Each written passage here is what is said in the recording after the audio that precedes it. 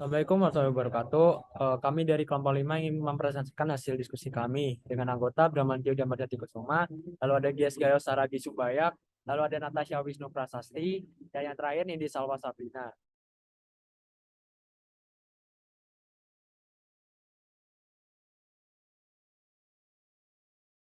Oke, kelompok kami akan mendiskusikan mengenai analisis perilaku konsumen dalam penggunaan produk Unisa terhadap pengguna sepatu Converse. Selanjutnya akan dijelaskan oleh Kak Natasha. Dipersilakan. Baik, terima kasih kepada moderator. Jadi di sini saya akan menjelaskan deskripsi singkat dan latar belakang pemilihan produk kelompok kami kenapa memilih Converse gitu ya. Yang pertama adalah Converse menjadi pilihan masyarakat karena Converse itu sempat menduduki peringkat ketiga sneakers terbaik di dunia pada tahun 2020. Yang kedua, Converse juga pernah menjadi raja sneakers pada tahun 1923 karena mereka itu berhasil menjual 200 pasang sepatu di seluruh dunia. Lalu yang ketiga, Converse itu digunakan oleh banyak kalangan. Jadi kalangan anak-anak, remaja, dewasa, semuanya bisa memakai sepatu Converse. Dan bentuk model sepatu yang ditawarkan oleh Converse itu simple, tapi modis dan berkualitas sesuai dengan harga yang ditawarkan. Oke, yang selanjutnya adalah perilaku konsumen. Perilaku konsumen ini merupakan hal yang paling penting bagi para pebisnis, di mana setiap konsumen itu kan pasti akan memiliki alasannya sendiri untuk membeli produk. Banyak banget indikatornya, seperti contohnya tuh konsumen pasti akan melihat kualitasnya, pelayanannya, atau mungkin sekedar ya untuk pemenuhan kebutuhan aja, jadi nggak ada alasan spesifik bagi mereka untuk membeli produknya. Nah, yang selanjutnya adalah teori yang kita gunakan di analisis ini. Yang pertama itu ada kita menggunakan teorinya Sigmund Freud. Ada 3 ya. Yang pertama itu ID. ID ini adalah maksudnya setiap individu itu hanya akan memenuhi kebutuhannya tanpa melihat indikator-indikator lain. Seperti misalkan kalau mereka butuh sepatu, mereka bakal langsung beli sepatunya gitu tanpa memikirkan faktor-faktor yang lain. Lalu yang kedua ada, ini ego dulu ya supaya nyambung ke yang next. Ego ini maksudnya adalah ketika kita menginginkan sesuatu, kita akan mencoba mendapatkan sesuatu itu dengan cara-cara yang memang tidak melanggar norma sosial atau norma masyarakat. Sedangkan di super ego sendiri adalah gabungan dari ID dan juga ego. Oke, selanjutnya akan saya serahkan kembali ke moderator. Terima kasih. Terima kasih Kak Natasha. Untuk selanjutnya bisa dijelaskan oleh Kak Gies. Dipersilakan. Baik, selanjutnya sikap. Yang pertama itu ada model sederhana sikap konsumen. Dibagi menjadi 3, yaitu yang pertama, kognitif adalah aktivitas manusia yang berkaitan dengan akal pikiran seseorang. Yang kedua, afektif adalah aktivitas manusia yang berkaitan dengan perasaan atau emosional. Yang ketiga, konatif atau psikomotor adalah teori yang berkorelasi dengan keterampilan seseorang. Lalu ada yang kedua, multi atribut sikap. Dibagi juga menjadi 3, yaitu yang pertama, model sikap terhadap objek. Kepercayaan suatu produk atau merek terhadap konsumen dapat dipresentasikan melalui sikapnya. Yang kedua, model sikap terhadap perilaku.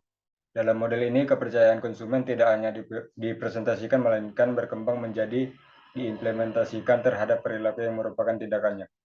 Yang ketiga, model teori tindakan beralasan. Teori ini merupakan penyempurna dari teori sebelumnya karena teori ini tidak hanya berfokus terhadap objek atau perilaku saja.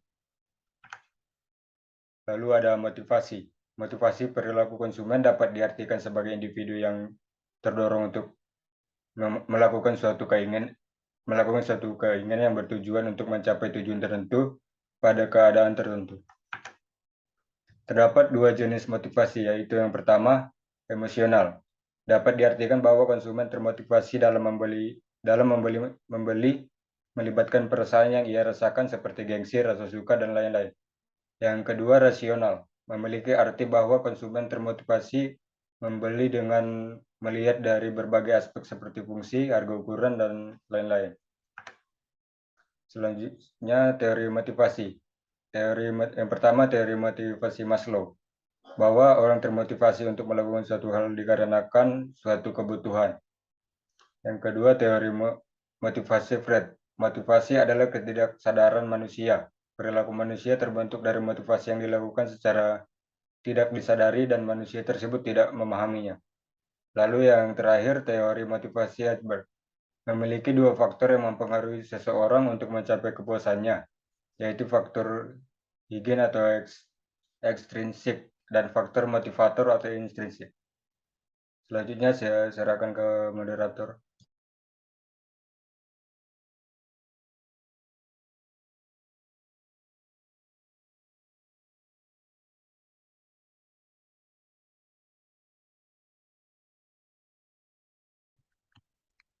Oke, langsung saya lanjutkan. Kepuasan konsumen. Nah, di sini ada 3 macam kepuasan konsumen. Yang pertama yaitu produk berkinerja dengan baik dari yang diharapkan atau positive confirmation. Yang kedua, produk berkinerja seperti yang diharapkan atau simple confirmation. Dan yang ketiga, produk berkinerja lebih buruk dari yang diharapkan atau negative disconfirmation.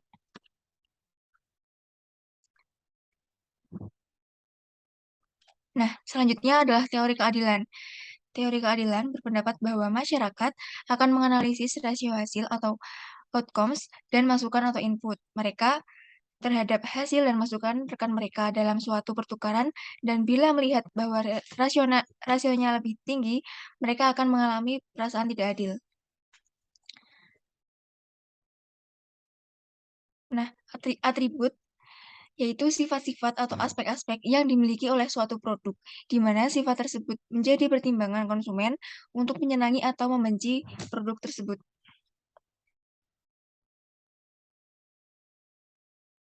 Analisis penelitian. Yang pertama, ini bernamakan, ini ada kesalahan nama yaitu Briansyah, mohon maaf. Yang pertama yaitu kenapa membeli sepatu Converse.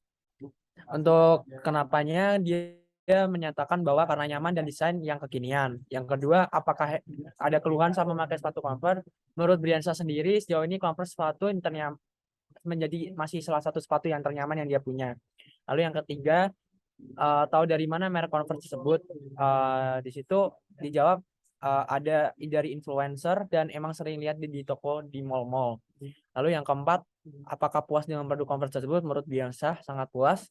Dan untuk yang terakhir, sudah berapa lama memakai produk Converse? Briansyah mengaku sudah memakai produk Converse itu selama 1,5 tahun, 1,5 tahun. Lalu ada Hana Setianingsih menjadi narasumber kedua. Yang pertama, menurut Hana, kenapa membeli sepatu Converse? Hana sendiri menjawab karena menarik dengan merek Converse dan yang pastinya nyaman juga membuat beraktivitas sehari-hari. Lalu yang kedua, apakah ada keluhan saat memakai sepatu Converse? Menurut Hana sendiri selama memakai sepatu ini nggak ada keluhannya. Lalu yang ketiga, tahu dari manakah merek Converse? Hana mengaku tahu merek Converse melalui media sosial. Lalu apakah puas dengan produk Converse tersebut?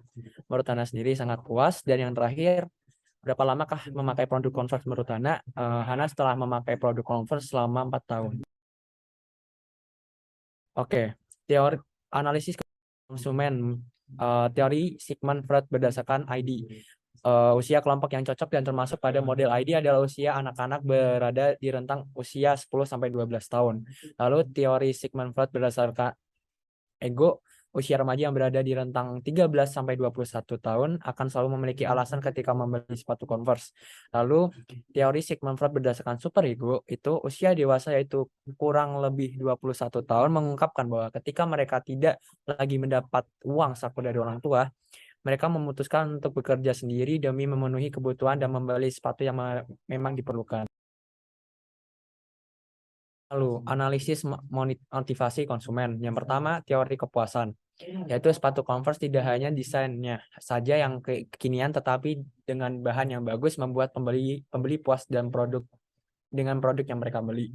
Lalu teori keadilan, sebelum membeli produk Converse, pembeli akan membuat perbandingan atau bertanya kepada teman atau rekan mereka tentang produk tersebut, apakah produk tersebut cocok buat dia atau tidak.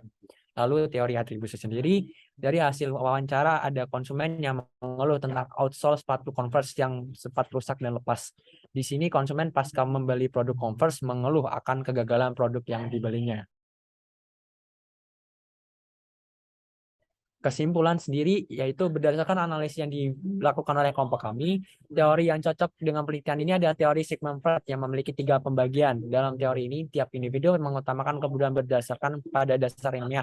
Berdasarkan penelitian ini, usia remaja yang berada di rentang 13 sampai 21 tahun akan selalu memiliki alasan ketika membeli sepatu. Lalu konsumen yang kami teliti pun mengungkapkan alasan mereka membeli sepatu Converse yaitu karena harganya yang terjangkau dan kualitasnya yang sepadan.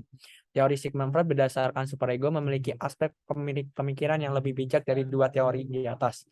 Teori yang pertama adalah teori motivasi Maslow, karena konsumen membeli sepatu Converse atas dasar kebutuhan mereka.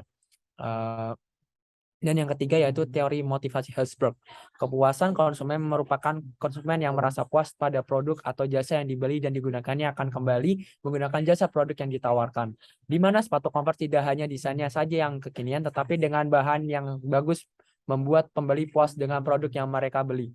Teori keadilan berpendapat bahwa masyarakat akan menganalisis rasio hasil atau outcomes dan masukan atau input mereka terhadap hasil dan masukan rekan mereka dalam suatu pertukaran, dan bila melihat bahwa rasionya lebih tinggi, mereka akan mengalami perasaan tidak adil. Sebelum